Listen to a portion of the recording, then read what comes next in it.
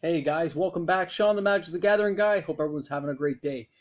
Thanks again for those of you who are my regular viewers for tuning in. Really appreciate it.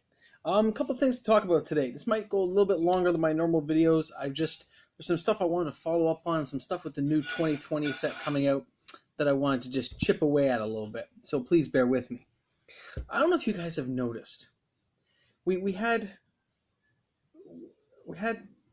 War of the Spark, we had Dominaria. There's some very good sets come out. Most of you guys remember Teferi, Mr. T as they call him. So Teferi is a very powerful card. He really is. When you look at that 3 casting cost, Mox Amber playable. 3 casting cost. You look at his ability, his static ability. Each opponent can...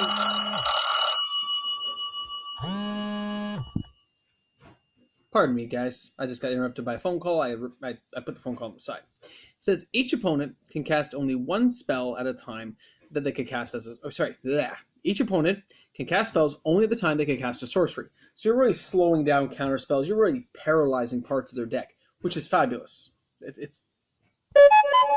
things down. It's a very powerful card. Okay? Even on its own, very powerful. Great card. Now... I've already talked to you guys about this. Narsat. Okay, I told you this when it first came out. Come on, 3 cast costs for 5 lets you go for cards. Very powerful card when you're searching for removal and things to take care of stuff. Wow. Not to mention the cycling ability. And I want to remind you guys, Karn's Basin is still out there, which adds Proliferate to your cards, which I've been doing a killing on Arena now. Like I've gone 15-0 in a row now just because of the ability to just start pumping counters onto my planeswalkers. Okay, so let's take those 2. Great cards, great set. Now this one's not as powerful you'd think. Okay, it's not as great. Kaya the Bane of the Dead, right? 6 casting cost, which is very high. But 7, it lets you exile a creature. So there's your removal if necessary. Okay, your opponents and permanents your opponents control with hexproof can be the target. So think of all the spells you want, all the creatures out there that get hexproof now. Her static ability is really good for creatures, especially if you're using control with these 2. And forget the fact that it's black. It still can be white. As a mid-range card, it's still good. Not high value, but definitely a great utility card. All right, next up here, guys, let's talk Spark Devil. Underrated, guys. Grab some sets and hold on to them. Underrated. The ability to come in as any planeswalker, not count as a legendary, but still have all the effects of all the rest of them. You can copy so many guys, and the reason I'm showing you right now the blue and the white blue is because this combination in deck, it wins a lot right now. It really does. And I'm getting to a point later on, but I want to go over this stuff so you understand it now. So Spark Double lets you counter, but comes in with an additional counter. Forget copying creatures unless you have to. You want to copy a Planeswalker. And again, at 4, you could be turn 1, as I've done. By turn 3, he comes out, he unsummons one of their pesky creatures. Of course, they're going to bring that creature back to get me the next turn because Mr. T will be down at 1, and I've drawn a card. But then I bring out the Spark Double, copy of Mr. T, comes in at 5 counters, but I minus my abilities, pop the card off. Mr. T goes back up to number 2, the other one doesn't unsummon it for the second turn. One of these guys is going to live to go to number 3. Again, let me draw more cards. At least 1.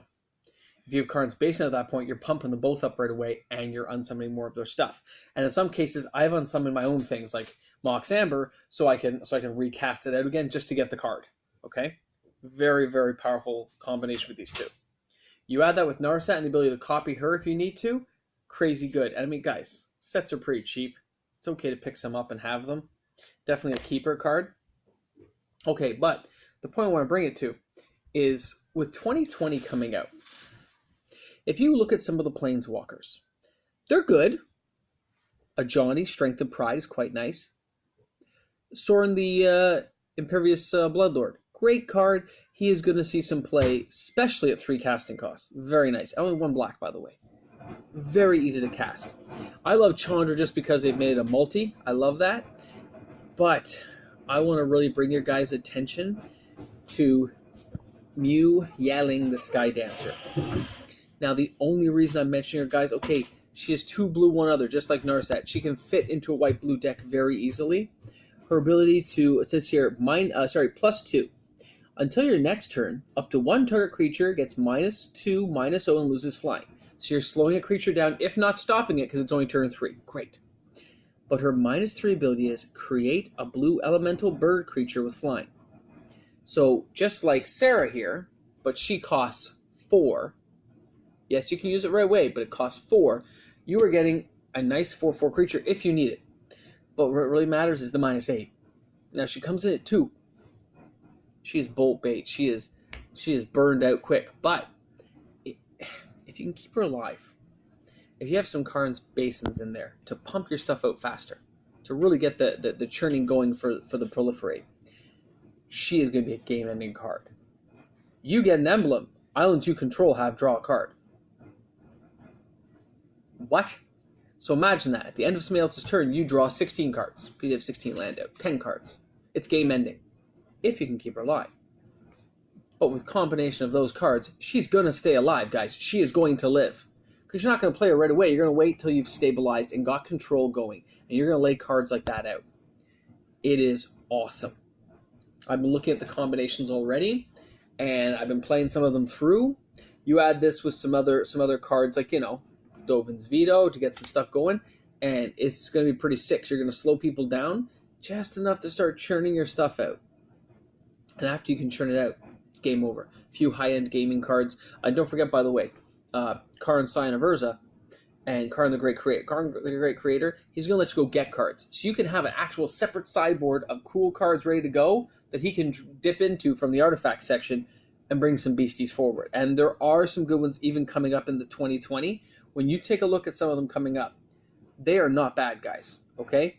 I'm looking more toward the stuff like the Colossus Hammer. One to get out, adds +10/+10. Even a little tiny beastie becomes massive. Again, you don't do it right away. You do it later on when you have the chance to. It's a game ender. You're bringing it out later on. The Manifold Key.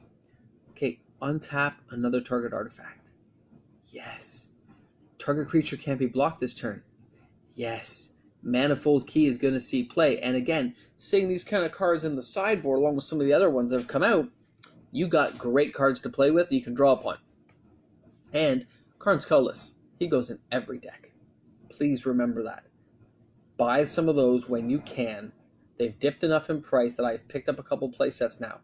Because like every Karn, like Ugin, because of Colorless, they can be played everywhere. Everyone always forgets this. It is going to be worth big bucks, guys. Don't be shy to put a little money down. Put $100, get a playset or two, whatever you can to get it going. Even Ugin the Ineffable. He's like a $5-6 card. Pick up some playsets. He's still a cheaper casting cost Ugin that lets you cycle the deck by making creatures, and then creature elimination was cost 3, which is the same as Kaya, but colorless. So it doesn't matter if you have blue mana or white mana in your blue-white control deck, you will be able to do it. So please, take some of this stuff to heart, guys. It is amazing to see. The combinations I've run through and some of my little scenarios here at home with just some playtesting, I'm winning out against a lot. I've had some trouble with the merfolk still, but I don't think it's going to be a real stopper, depending on what they do in this. Okay? There's so many cards you can add in from the artifacts.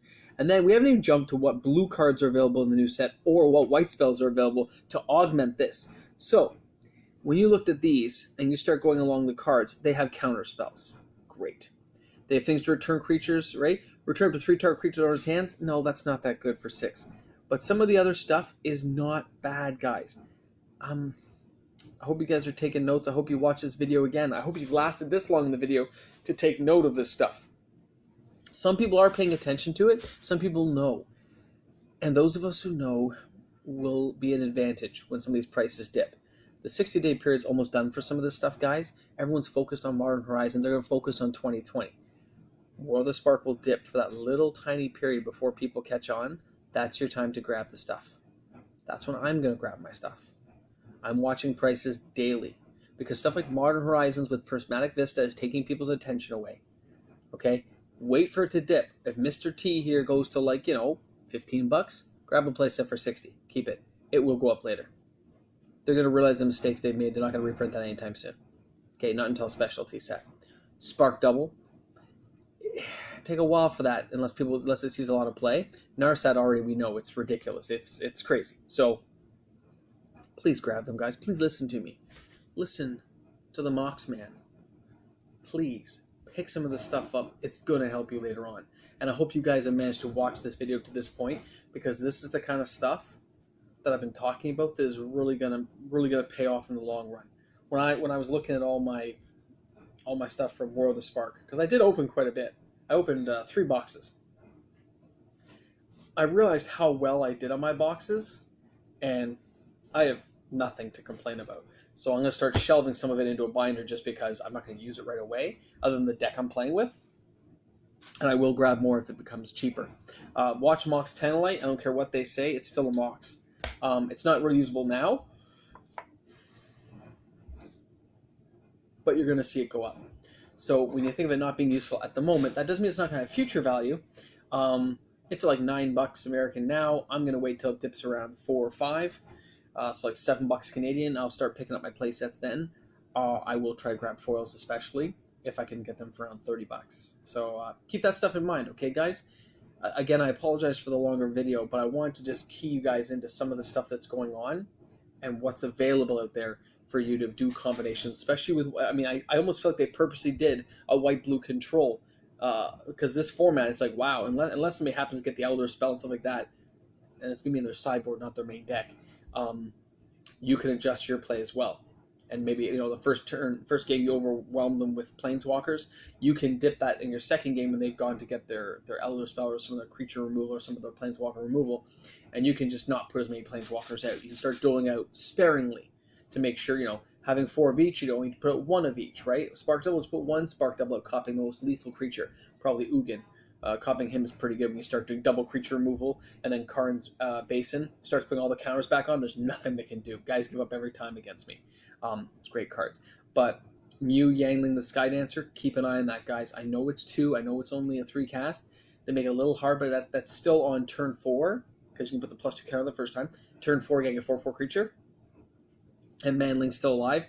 And if you have a 4/4 creature out, and then you start using Karn's Basin to start putting the extra counters even faster, you can start churning and burning to that 8 and get all your lands drawing new cards. So don't be afraid, right?